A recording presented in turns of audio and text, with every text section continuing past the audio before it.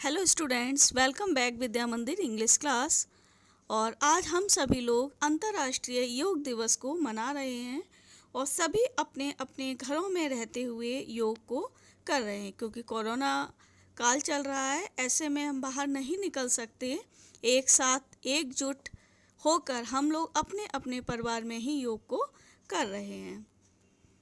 तो आज योग जो है वो पूरे हमारे देश में ही नहीं बल्कि हमारे पूरे संसार में योग को माने जाने लगा है सभी।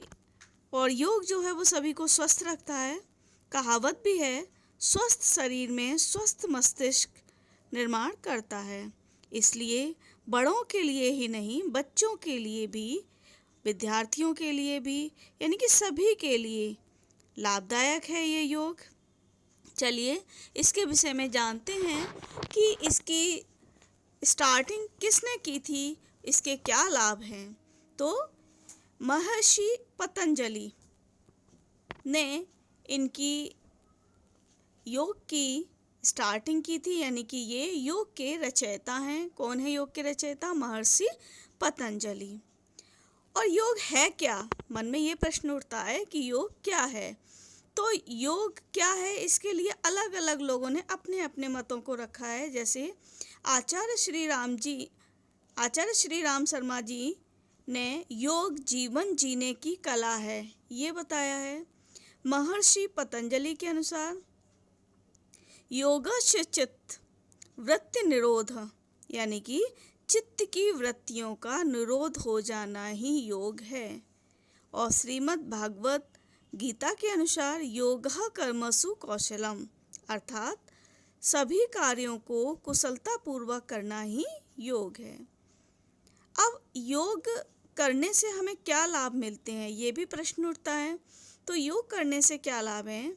योग करने से शारीरिक, आत्मिक और मानसिक बल की वृद्धि होती है। योग करने से हम स्वस्थ रहते हैं।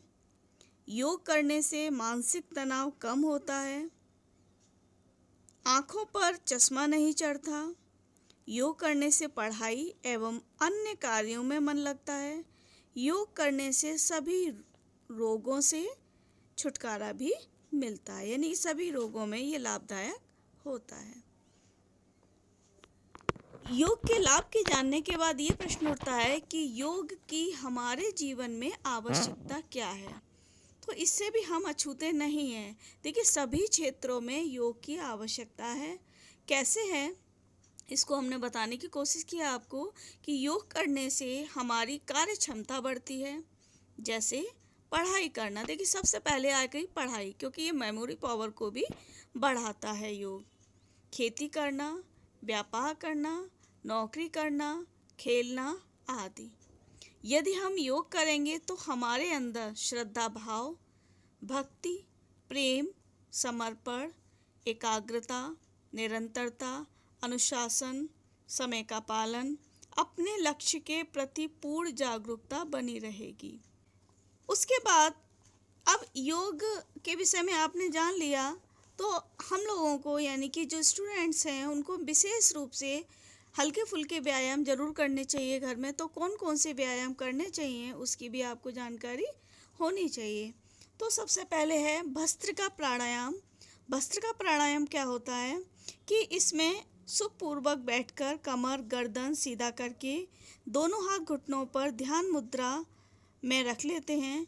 फिर मुख बंद करके नाक के द्वारा 2.5-3 सेकंड में श्वास को धीरे धीरे भरें और फिर 2 या 3 सेकंड में, यानी 2.5 या 3 सेकंड में ही श्वास को बाहर छोड़ दें। इस क्रिया को बार बार दोहराएं।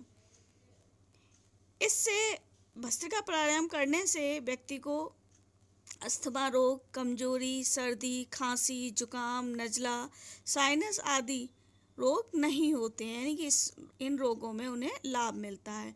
और ये जो योग है वो सभी आयु के लोग कर सकते हैं। दूसरा जो मेन है कपालभाति प्राणायाम।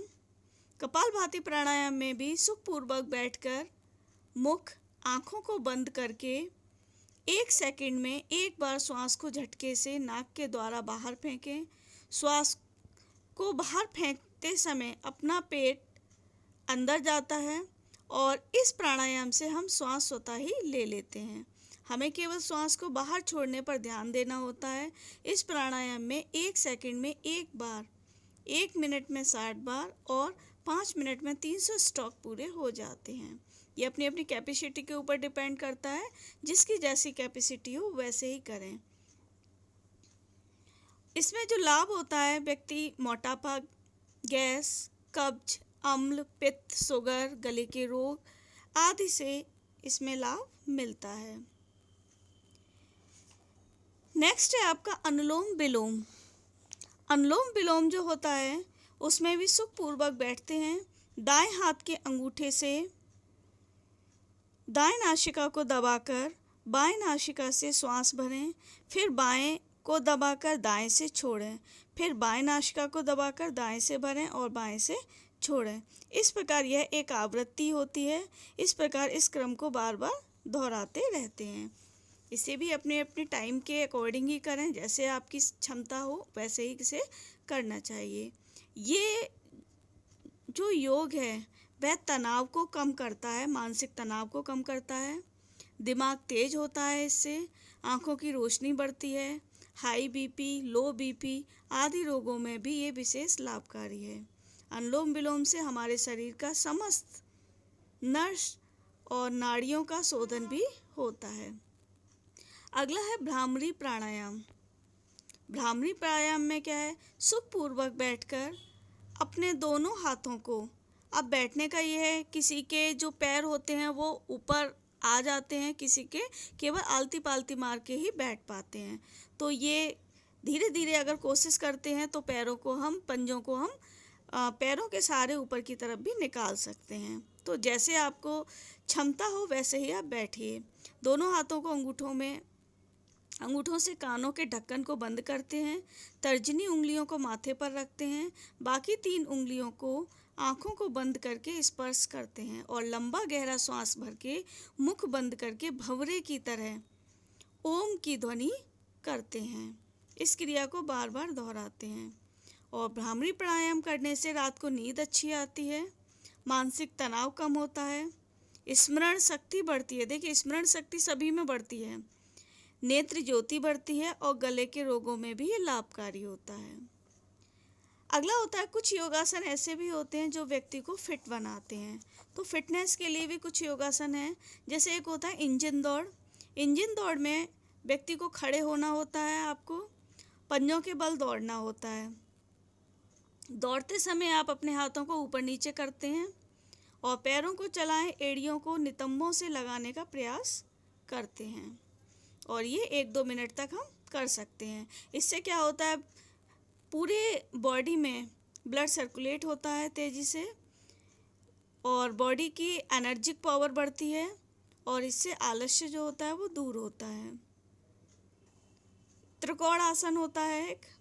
त्रिकोण आसन में आप खड़े होकर दोनों पैरों में 2 से 2.5 फीट का गैप रखें, फिर दाएं हाथ को दाएं कान के पास रखें, श्वास को भरते हुए बाएं साइड झुकें, 10-15 सेकंड रुकें, फिर श्वास को छोड़ते हुए वापस आएं। इसी प्रकार दूसरी साइड करें। इसे जल्दी जल्दी भी आप कर सकते हैं। इससे भी मोटापा कम होता है, शरीर का फैट कम होता है और लचीलापन आता है। बहुत से आसन हैं इस तरीके के आप कर सकते हो। कोणासन कर सकते हो, जिसमें कि आप दोनों हाथों को बारी बारी से दोनों अपोजिट पैरों को छू सकते हो। पीटी कर सकते हो। बचपन से बच्चे शुरू कर लेते हैं पीटी को स्कूलों में, तो उस पीटी को हम लगातार दोहरा सकते हैं, तेज़ी से भी कर सकते हैं। पीटी में क्या है, सीधे खड़े होकर दोनों पैरों को कूदकर एक साथ खोलें, हाथों को ऊपर ले जाते हुए बंद करें और वापस आते समय दोनों पैर बंद, हाथ साइड रखें। इसे 20-30 बार भी दोहरा सकते हैं। इसे करने से भी व्यक्ति के शरीर में एनर्जिक पावर बढ़ती है, मोटापा कम होता है और मेमोरी पावर तो सभी योग करने से बढ़ती ही है। तो इसे स्टूडेंट्स को और बड़े छोटों सभी को ज़रूर करना चाहिए। बहुत एक इजी से योग बताए हैं, इसे करने में किसी को भी कोई परेशानी नहीं होगी। तो इन ऐसे योग करेंगे आप तो हमेशा आप स्वस्थ रहेंगे और स्वस्थ शरीर में आपका स्वस्थ मस्तिष्क रहेगा। तो इसी के साथ आज की क्लास जो है वो सिर्फ योग स्पेशल थी। आज आपका सब्जेक्ट सिलेबस संबंधित कुछ भी नहीं है। तो इसी के साथ थैंक यू, बाय।